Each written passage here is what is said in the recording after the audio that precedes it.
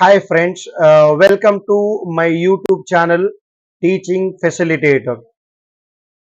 आज की इस क्लास में हम development of psychology in India, Hindustan में किस तरह से नफ्सियात नशोनुमा हुई, हिंदुस्तान में किस तरह से साइकोलॉजी डेवलप हुई करने का हम आज की क्लास में देखेंगे। पिछले वाले वीडियो में हमने meaning and definition of psychology देखा था। आप हमारे चैनल पे नए हैं तो सब्सक्राइब करें, बेल आइकॉन क्लिक करें ताकि हमारे वीडियो की सूचना आप तक पहुंच सके। अगर पिछला वाला वीडियो आप देखना चाहते हो तो उसका लिंक डिस्क्रिप्शन में दे चुके हैं, आप वहां से देख सकते हो। चलिए दोस्तों, किस तरह से हिंदुस्तान में साइकोलॉजी करने का कॉन्सेप्ट बढ़ते आया उसको देखेंगे। पहली बार जो साइकोलॉजी सब्जेक्ट था हिंदुस्तान में, पहली बार उसको इंट्रोड्यूस किया गया कलकत्ता यूनिवर्सिटी में। कौन सी यूनिवर्सिटी के अंदर? कलकत्ता यूनिवर्सिटी में। वो भी कैसे कर बोलेगा तो फिलोसॉफिकल डिपार्टमेंट के अंदर। जो फिलोसॉफी डिपार्टमेंट था कलकत्ता यूनिवर्सिटी में, उसी के अंडर ही एक साइकोलॉजी बोल के एक सब्जेक्ट को इस्तेमाल किया गया। तो वो भी कब बोले तो 1905 में। और उस टाइम में जो फिलोसॉफिकल डिपार्टमेंट के जो एचओडी थे उनका नाम था बोजेंद्र नाथ सील। ये साइकोलॉजी के पहले प्रोफेसर थे इंडिया के अंदर, ठीक है। लेकिन यहां से भी ज्यादा इंपॉर्टेंट ये वाला वर्ड है, इसको अच्छी तरह से याद रखो। पहली मर्तबा कलकत्ता यूनिवर्सिटी में साइकोलॉजी के लिए एक लाइब्रेटरी बनाया गया, उसके लिए सेपरेट डिपार्टमेंट भी बनाया गया। First psychological laboratory was established at the Calcutta university by N Sen Gupta. तो इनका पूरा नाम है नरेंद्र नाथ सेन गुप्ता। इन्होंने पहली बार हिंदुस्तान के अंदर साइकोलॉजिकल लैबोरेटरी बनाई 1916 के अंदर, ठीक है। उसी के साथ साथ इनको हमें क्या बोलते हैं? The father of the Indian psychology. Indian psychology के फादर भी कहा जाता है। इन्होंने एक बुक भी लिखी सोशल साइकोलॉजी के नाम से। गिरिंदर शिखर घोष, इन्होंने पहली बार पीएचडी कंप्लीट किया, ठीक है। इनके आइडिया सिगमंड फ्राइड के आइडिया से जुड़े हुए थे, ज्यादा इंपॉर्टेंट नहीं है। तो यहाँ पे ये 3 पॉइंट तुम्हें इंपॉर्टेंट में याद रख लो, एन सेन गुप्ता को जो रिलेटेड है। बाकी के हाईलाइट करते जा रहा हूं मैं। उसके बाद में मैसूर यूनिवर्सिटी और पटना यूनिवर्सिटी में साइकोलॉजी को इंट्रोड्यूस किया गया, ठीक है। लुम्बिनी पार्क बोल के एक मेंटल हॉस्पिटल बनाया गया, कहां पे? कलकत्ता के अंदर। और साइकोलॉजिकल ब्यूरो को ओपन किया गया, कहां पे? इलाहाबाद के अंदर। हाँ, और यहां पे एक पॉइंट इंपॉर्टेंट है, देखो 1955 के अंदर the national institute of mental health and neuro science, जिसको हमें निमहांस बोलती है, सबसे इंपॉर्टेंट पॉइंट है। निमहांस एक मेंटल और न्यूरो साइंस, या तो ऐसे कमजोर बच्चों के लिए या तो कमजोर इंसानों के लिए, दिमागी हालत से उनके लिए एक हॉस्पिटल है जिसको बेंगलुरु में ओपन किया गया निमांस को 1955 के अंदर। Was open at Bengaluru. Bengaluru के अंदर निमांस को ओपन कर दे। इसका फुल फॉर्म अच्छी तरह से याद रखो दोस्तों, तो आपको ये क्वेश्चन हो सकता है, ठीक है। अब चलेंगे साइकोलॉजी का नेचर क्या है और साइकोलॉजी का स्कोप क्या है, उसको समझते हुए ब्रांचेस की तरफ चलेंगे, ठीक है। जो साइकोलॉजी है वो यूनिवर्सल लॉज एंड प्रिंसिपल्स को हमको क्या करती है? सपोर्ट करते हुए आगे बढ़ती है, ठीक है। और ये सच को बताती है, ट्रुथ को। तो ऐसे बहुत सारे पॉइंट्स हैं, उसको अच्छी तरह से पढ़ लो। यहां से ज्यादा क्वेश्चन अभी तक क्रिएट नहीं हुए, क्रिएट होगे भी नहीं। ये वाला पॉइंट तुम्हारे लिए जरा इंपॉर्टेंट है। Psychology adopted the method of objective investigation, systematic and control observation and scientific approach. एक पॉइंट यहां पे क्या है, तुम्हें क्लियरली देख लो। उसके बाद में आते हैं scope of the psychology. Psychology में पहले भी बताया था स्कोप ऑफ दी साइकोलॉजी क्या है, मेरे पहले वीडियो में बताया था। साइकोलॉजी पहले फिलॉसफी का पार्ट था, आते उसका एक जो स्कोप था वो बढ़ता ही चला गया। आते बढ़ते बढ़ते क्या हुआ, ह्यूमन बिहेवियर के बारे में पढ़ने स्टार्ट करे, एबनॉर्मल पर्सन के बारे में पढ़ना स्टार्ट करे, इंसान के फीलिंग्स के बारे में पढ़ना स्टार्ट करे, थॉट्स के बारे में, प्रोग्रेस के बारे में, ग्रोथ के बारे में, डेवलपमेंट के बारे में, एक इंसान की जिंदगी के रिलेटेड सब कुछ पढ़ते चले गए। और आगे इतना ही नहीं एंड हुआ, आगे आते आते साइकोलॉजी को कनेक्शन देते गए और साइकोलॉजी को हर एक सब्जेक्ट के साथ कनेक्ट करते गए।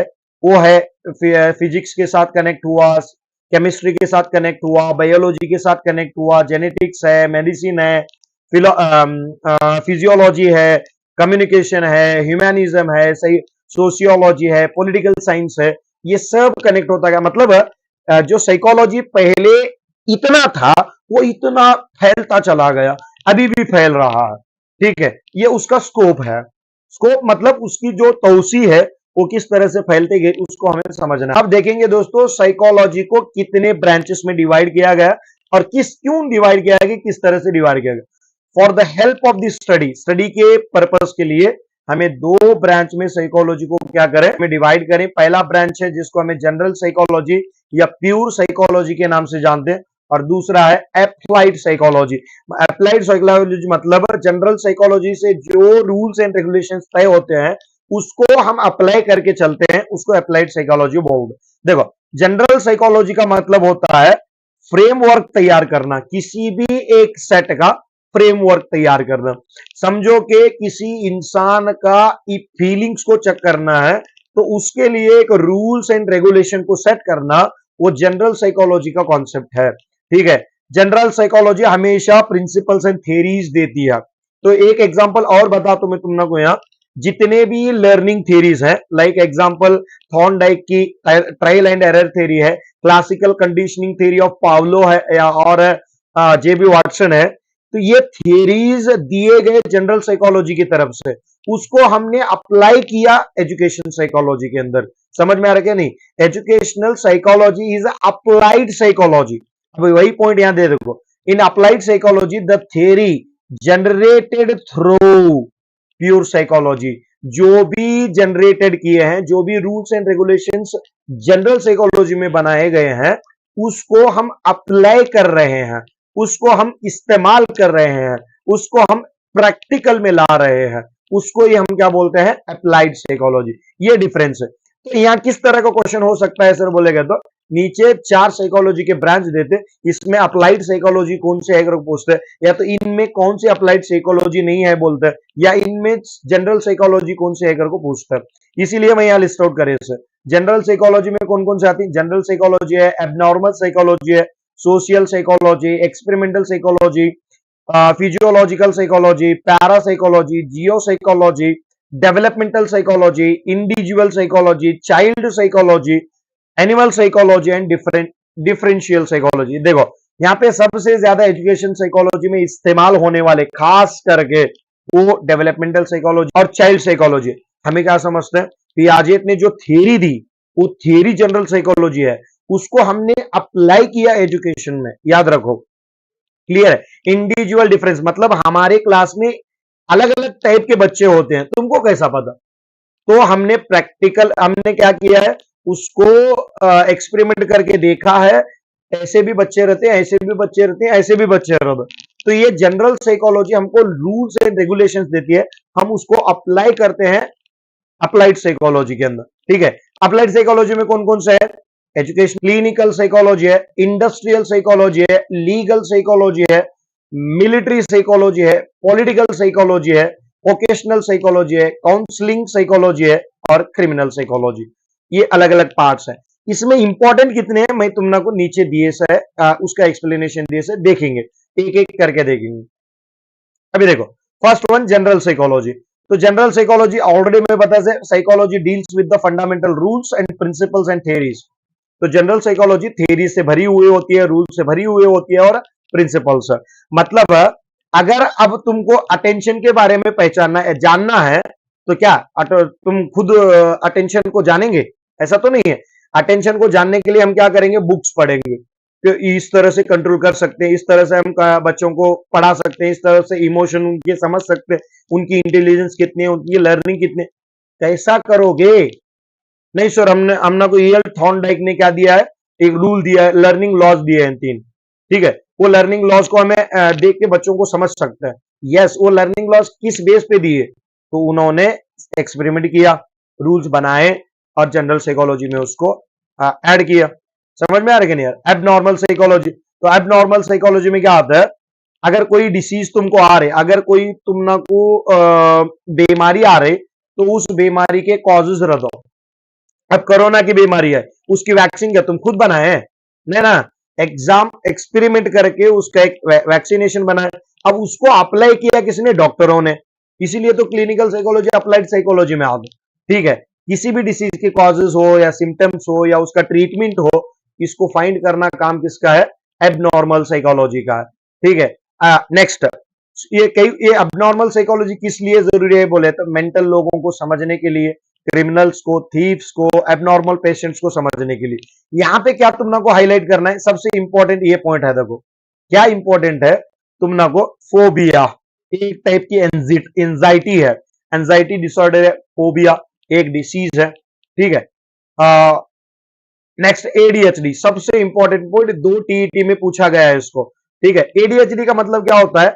जो अटेंशन के अंदर पुअर होते हैं, मतलब कॉन्सेंट्रेट नहीं करते बच्चे, अटेंशन नहीं देते, उनके अंदर ये बीमारी होती है एडीएचडी। एडीएचडी का फुल फॉर्म है attention deficit hyper activity disorder. ये एग्जाम में पूछा गया है, इसको जरा खास करके याद रखें। उसके बाद में अल्सर है, अस्थमा है, हेडेक्स है, addiction of drugs and alcohol है। तो addiction of drugs and alcohol normal teacher को समझ में आती है? वो बच्चे कभी नहीं समझ में आएंगे, तो उसके लिए कोई एक परफेक्ट वाला इंसान ही चाहिए जो एबनॉर्मल साइकोलॉजी जान सके। ठीक है, उसके बाद में सोशल साइकोलॉजी। तो सोशल साइकोलॉजी क्या करती कर बोलेगा तो इंडिविजुअल्स को ग्रुप में कैसा रहना सिखाते, ग्रुप कैसा बनाना, इंटर ग्रुप में कैसा रहना, इंट्रा ग्रुप में कैसा रहना, रिलेशनशिप कैसा रहना, म्यूचुअल कोऑपरेशन कैसा रहना, सोशलाइजेशन प्रोसेस कैसा रहना, ये रूल्स है। अभी क्या है, कहीं पे इंतकाल हुआ है तो वहां पे हमें जाके हंसे तो ये सोसाइटी का रूल है क्या? नहीं ना, सोसाइटी का रूल हमें उसको अप्लाई करेंगे तो अप्लाइड साइकोलॉजी होगी। उम्मीद है कि तुमको समझ में आता जा रहा है। अगर समझ में आ रहा है तो एक लाइक रहे और अपने दोस्तों तक ये वीडियो को पहुंचाए। ठीक है, उसके बाद में एक्सपेरिमेंटल साइकोलॉजी, यहाँ तो बिहेवियर के लिए हमें क्या करते हैं? एक्सपेरिमेंट करते हैं, रिसर्च करते हैं, ब्रेन एंड बिहेवियर को रिलेटेड है, मेंटल प्रोसेस एंड बिहेवियर को रिलेटेड एक्सपेरिमेंटल साइकोलॉजी। अभी आओ डेवलपमेंटल साइकोलॉजी। तो डेवलपमेंटल साइकोलॉजी क्या होती है? बच्चा किस तरह से ग्रोथ एंड डेवलप होता है, कहां से? प्री नटाल स्टेज से, मां के पेट से लेके मरने तक किस तरह से ग्रोथ होता है, उसकी फिजिकल ग्रोथ कैसी रहती है, तो मेंटल फिजिकल डेवलपमेंट कैसा आता है, मेंटल डेवलपमेंट है, सोशल डेवलपमेंट, ये सब चीजों को जानने के लिए जो लॉज है ना, उसको डेवलपमेंट साइकोलॉजी देती है, उसको हम अप्लाई करते हैं। हमें क्या बोलते हैं? एक एडोलेसेंट का बच्चा ज्यादा से ज्यादा पीयर ग्रुप के साथ रहता है। पीयर ग्रुप बोलेगे तो दोस्तों के साथ रहता है। तुम ना कैसा पता बोल, तो हम ना इसलिए पता है क्योंकि डेवलपमेंटल साइकोलॉजी तुम्हें बोलती है, क्या बोलती है? ये बच्चे के अंदर इमोशनल चेंजेस ज्यादा होते हैं, इसीलिए वो अपने हम ख्याल रखने वाले दोस्त के साथ ज्यादा रहता है। तो बात भी सही है। अब लेकिन तुम ना ये रूल कहां से पता? ये रूल एक्सपेरिमेंट करके देखा गया है। ठीक है, कंफ्यूजन नहीं बिल्कुल। ठीक है, उसके बाद में child psychology as it is, जैसा डेवलपमेंटल साइकोलॉजी है वैसा चाइल्ड साइकोलॉजी है, there is no differences between. ठीक है, उसके बाद में एजुकेशनल साइकोलॉजी, सबसे इंपॉर्टेंट पॉइंट यहां पे अगर बोले तो एजुकेशनल साइकोलॉजी एक अप्लाइड साइकोलॉजी है, ये खास करके एजुकेशन साइकोलॉजी के अंदर यहाँ पे हम पढ़ाते तो कभी भी हम ट्रीटमेंट नहीं देते। ट्रीटमेंट देने के लिए डॉक्टर को ही बुला दो, ट्रीटमेंट देने के लिए हमें खुद एक वैक्सीन नहीं तैयार कर दे। समझ में आ रहा है कि नहीं आ रहा है?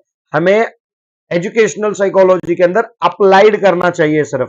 ठीक है, अब ये एजुकेशन साइकोलॉजी क्या करती कर बोले तो एजुकेशन के अंदर क्या प्रॉब्लम्स हैं और किस तरह से सॉल्यूशन निकालें, और इसके लिए साइकोलॉजी चाहिए किस तरह से प्रॉब्लम का सॉल्यूशन निकाले और प्रॉब्लम ये करें। लेकिन हमें ऑलरेडी प्रॉब्लम्स बना के रखे हुए हैं, उसको अप्लाई कर रहा है।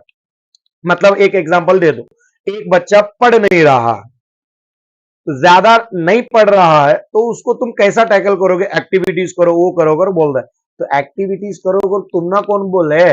उन्हें एक्सपेरिमेंट करे कर को रखे, इसीलिए तो अप्लाई करोगे बोल रहे ने। तो ऐसा नहीं कि मैं खुद बना दूं। अभी बीएड में तुमको ट्रेनिंग क्यों दिया जा रहा?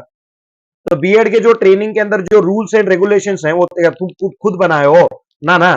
तो ये कौन बनाए थे? ये साइकोलॉजिस्ट बना दो, और उन्होंने रूल बनाती हूं उसको हमें अप्लाई कर दो। Like example trial and error theory है। तो ट्रायल एंड एरर थ्योरी में बच्चा क्या करते हैं? जितना एक्सपेरिमेंट किया उसको हमने एजुकेशनल साइकोलॉजी में अप्लाई किया सिर्फ। ठीक है, समझ में आ रहा है कि नहीं आ रहा? Its primary concern educational guidance. तो एजुकेशनल साइकोलॉजी का प्राइमरी गाइडेंस क्या है? एजुकेशन को गाइडेंस देना।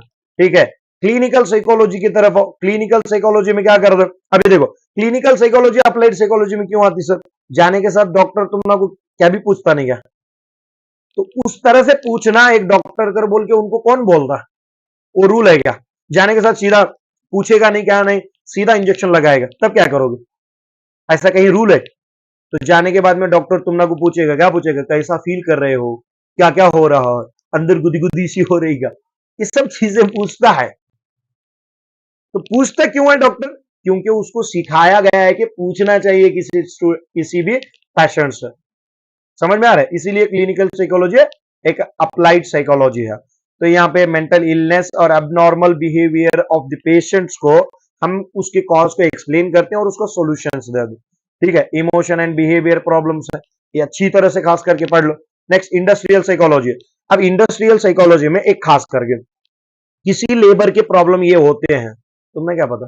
बोलो, किसी ने एक्सपेरिमेंट किया होगा, लॉ बना के रखा है। किसी अभी देखो, एक लेबर को 24/7 काम कराया जाता था ब्रिटिश के द्वारा, ब्रिटिश के जमाने। अब क्या है, कैसा है?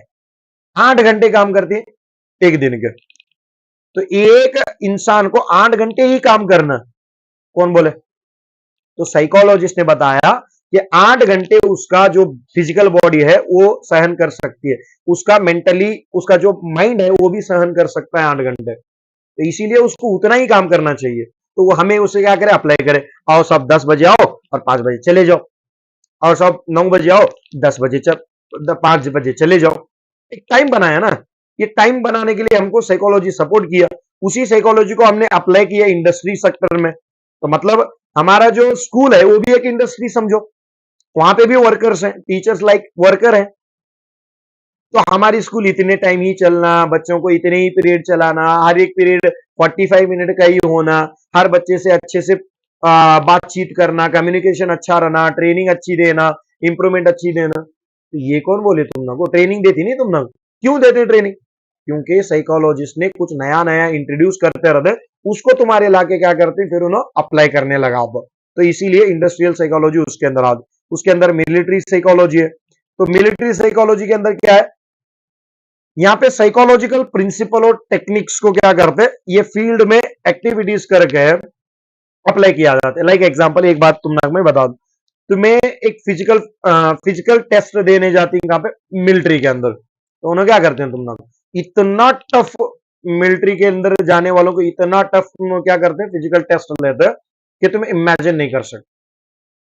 क्यों ऐसा करते हैं बोलेगा तो, मिलिट्री में आने वाला फिजिकली फिट होना चाहिए और मेंटली फिट होना चाहिए। ये तुम ना कौन बोले? तो ये साइकोलॉजिस्ट बोलता है। अगर पागल को मिलिट्री में ले जाके लगेंगे तो क्या होगा?